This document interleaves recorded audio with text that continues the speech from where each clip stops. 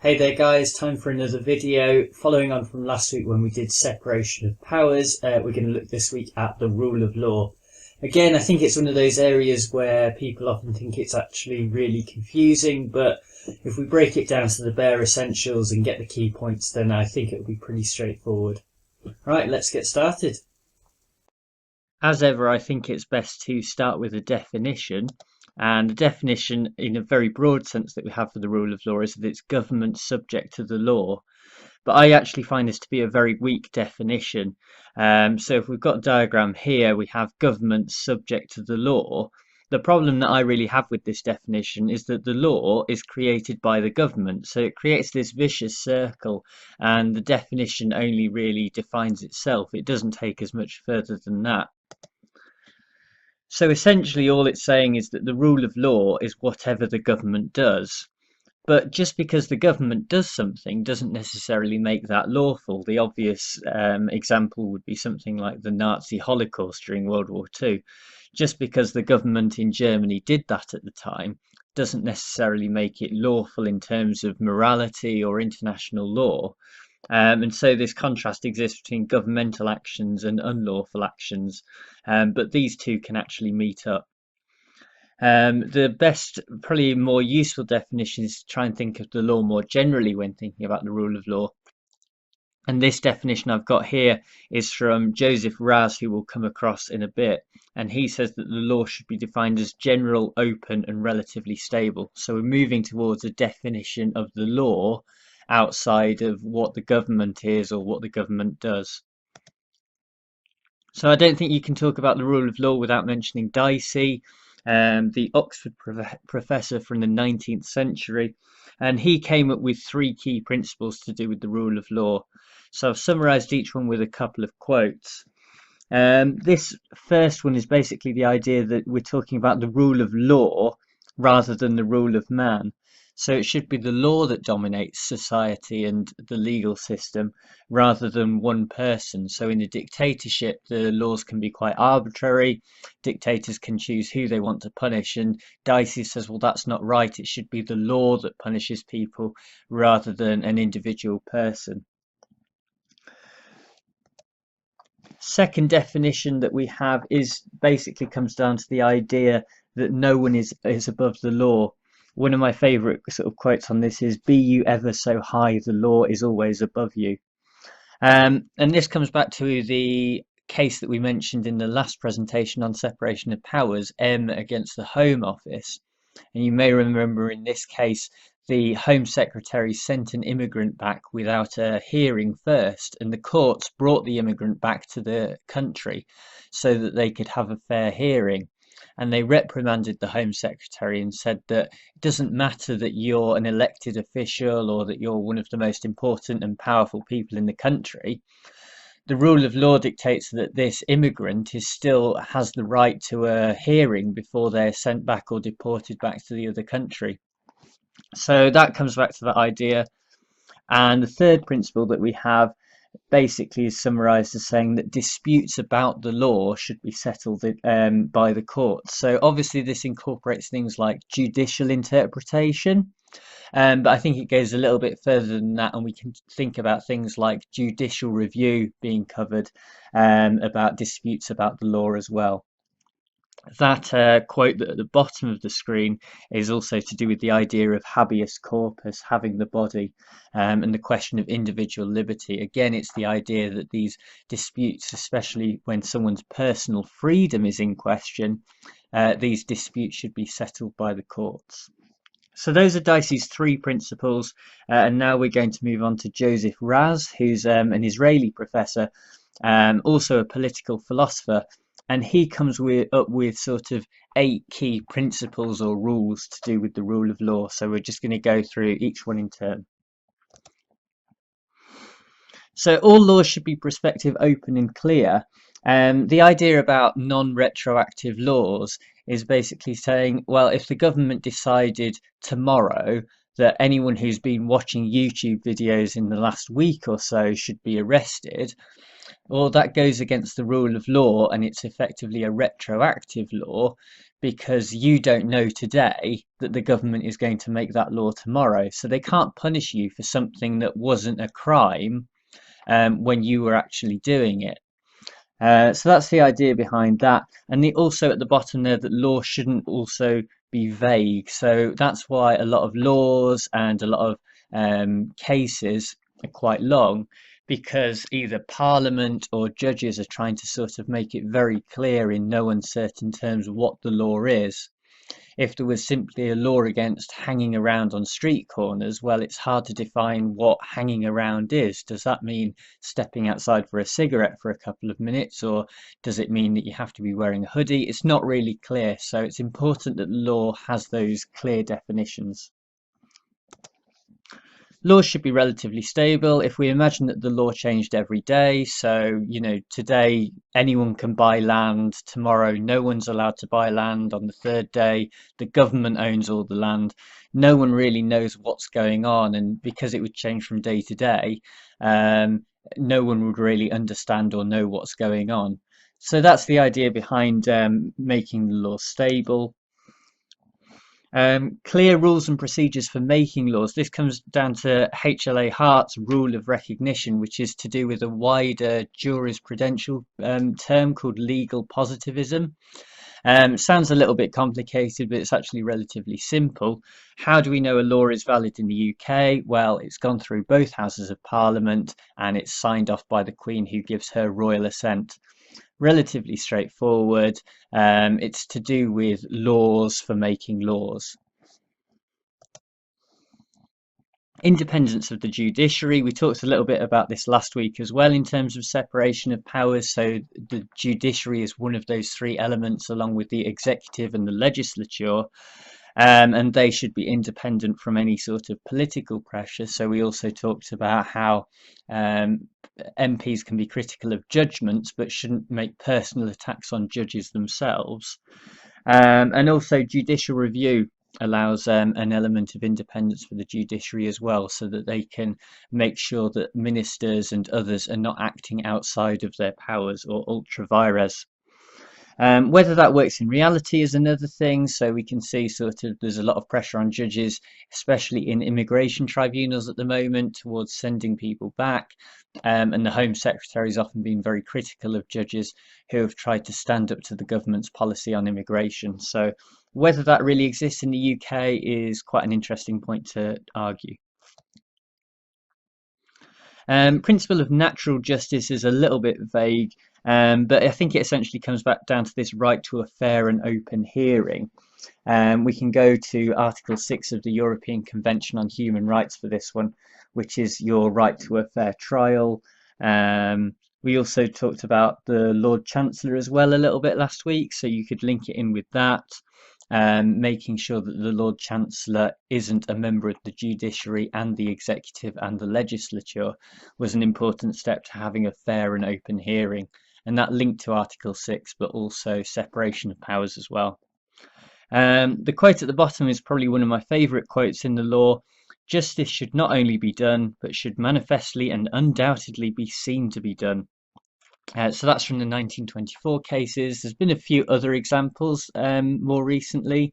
Sort of in Pinochet case from sort of the late 80s, one of the judges involved in the case was also a member of Amnesty International, and it was said that even though that probably didn't affect how he decided the case, he still shouldn't be allowed to sit on it, because the case was all to do with torture in Chile, and so he shouldn't be allowed to sit on the case because there may be a question of bias raised.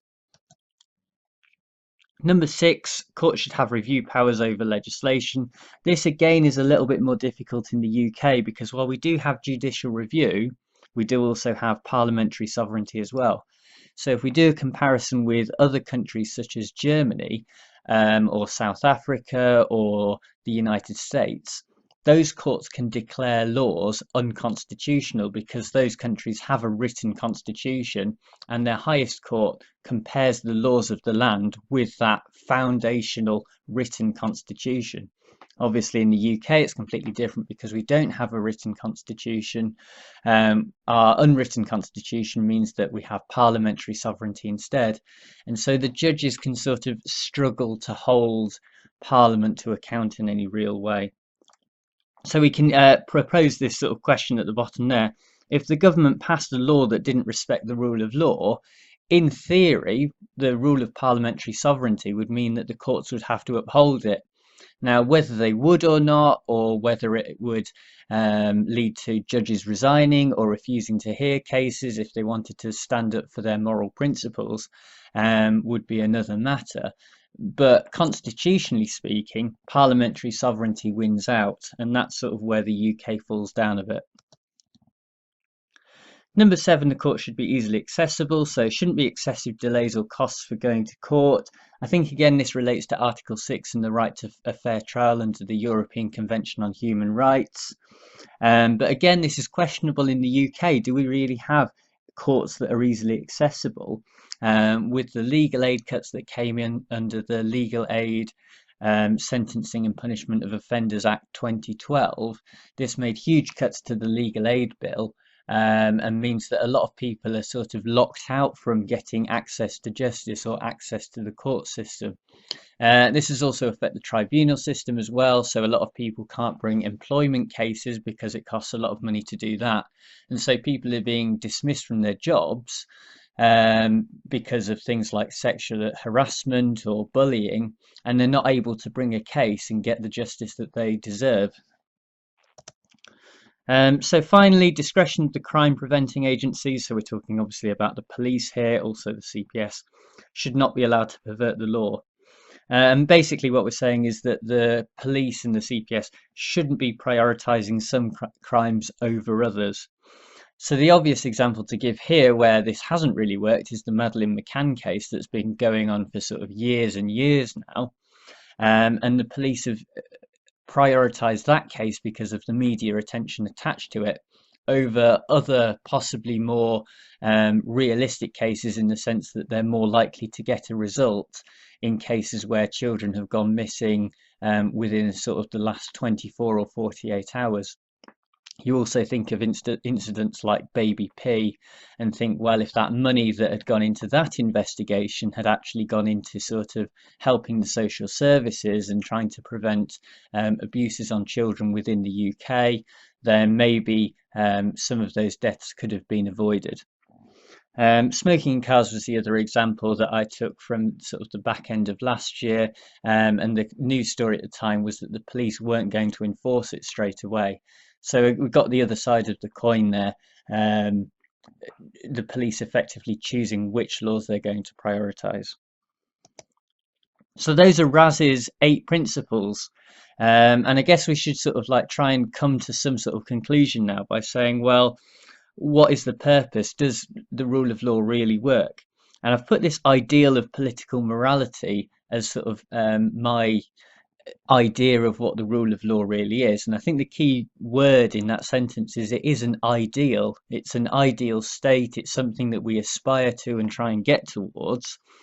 Do we get there in reality? Well, that's a lot more difficult. And some of the vague definitions that we've talked about, okay, we have these principles, but they're open to interpretation themselves.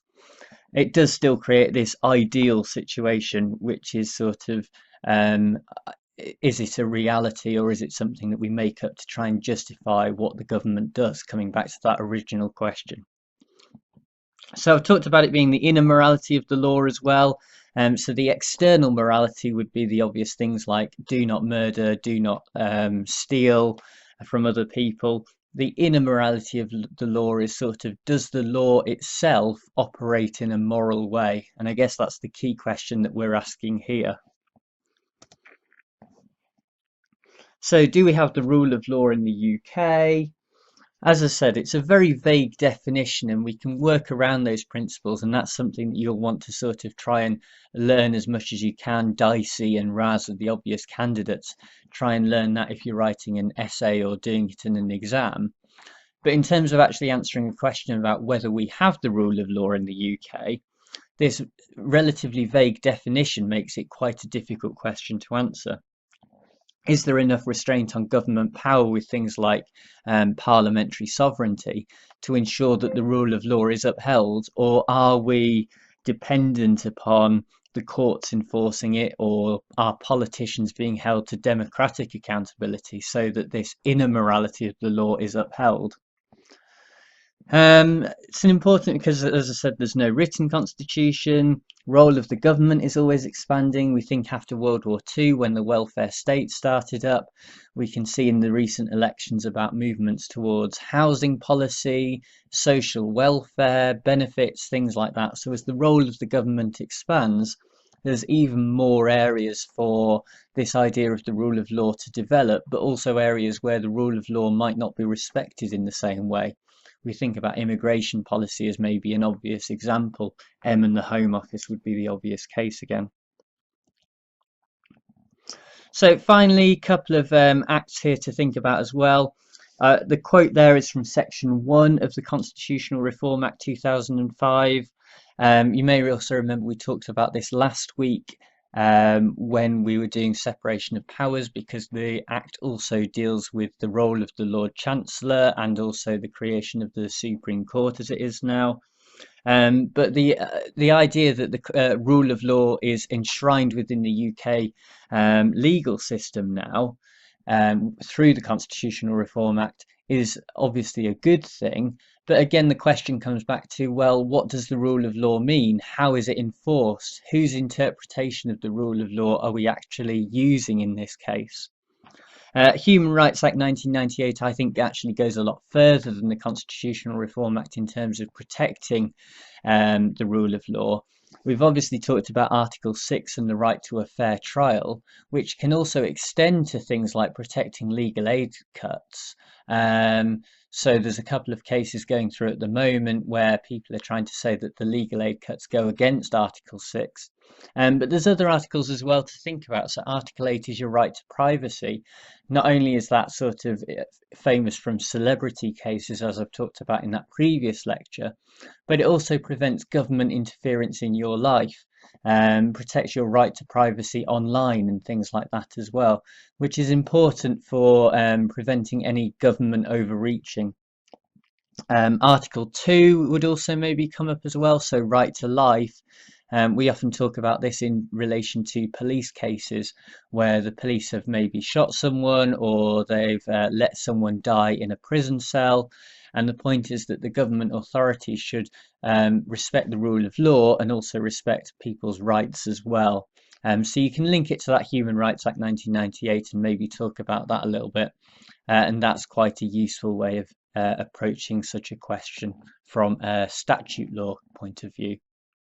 So I think a question on the rule of law will normally take one of two forms. You'll either be asked to define the rule of law, in which case you can go through Dicey's 3 principles and then Raz's 8 principles and have a general discussion about maybe how the rule of law is really important in principle, but actually giving it a hard practical definition is actually very difficult to do.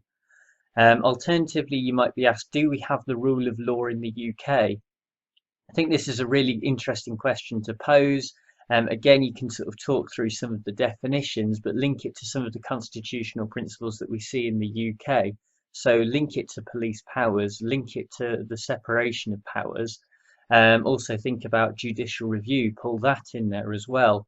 Also maybe talk about some of those acts that I mentioned at the end of the lecture. So Human Rights Act, Constitutional Reform Act. What influence do they have on those principles? How do they interact with the rule of law in general? So I hope you found that lecture useful. As usual, do the whole like, comment, subscribe thing. Thank you to everyone who's left really nice comments on some of my previous videos. Really inspires me to do more stuff. A few people have requested free movement of persons. under EU law. So hopefully I'll try and do something in the next few days and get that up before exam season starts. Thanks again for watching. Bye.